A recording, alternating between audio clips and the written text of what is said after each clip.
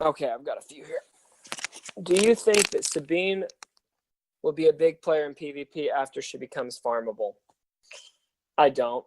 Right now, I mean, I think she seems solid. I don't know her kit super well.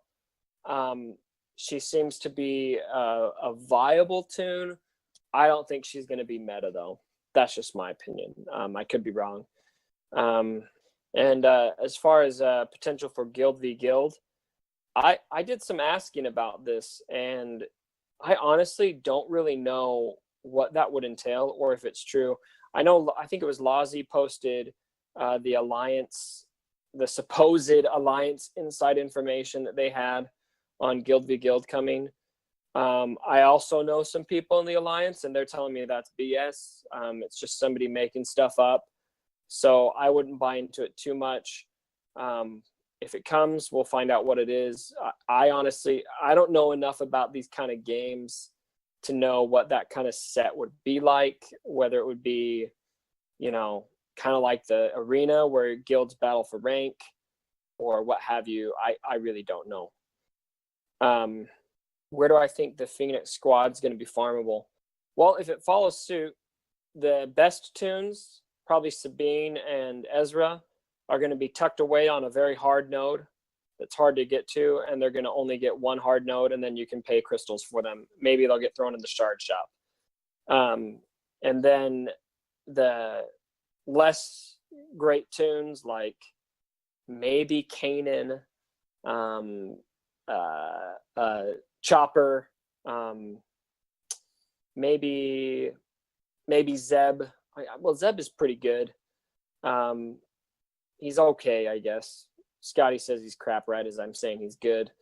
I guess at the end of the day, I don't know enough about him, but I would say that the less effective tunes are going to go into places where they're farmable, and the OP tunes that are really useful are going to be tucked away, and they're going to be hard to get to. That's just the way that it works. So what I will tell you about Phoenix, the tune I know the most about for Phoenix is Ezra. And I'm going to give him a resounding A+. I love Ezra. I've got him at gear 11, 4 stars. I can't wait to 7-star him. He does really good work. Something that Ezra does, for those of you who are interested in using him, you could probably, especially for you lower level players, you could use him at 3 stars and be viable. I mean, I finished number 1 in my arena with a 4-star Ezra that is gear 11. The gear is the most important. But Ezra will, for one of his specials, he calls an assist of your choosing. And then Ezra also attacks. So what will happen is I'll hit that special ability, and then I personally choose Anakin every time. And based on who you choose, an attacker will gain 100% critical chance, a tank will gain protection up, or support will gain like 50% turn meter. So I choose Anakin, he gets 100% critical chance, and then Ezra hits. And then every time Ezra hits, he's got an 80% chance to hit again if he's got no debuffs on him. Otherwise, it's 40%. And then his special ability will dispel. His second special will dispel, and it deals pretty solid damage. Kind of like Qui-Gon Jinn's special that dispels. But if he uses it and there are no buffs on that tune that he uses it on, then he gains a bunch of turn meter. And then every time he does his basic, he's got that second attack chance. So he's just a great tune. Out of the Phoenix squad, Ezra's the one I know the most, and I would say if you're thinking about farming him, do it.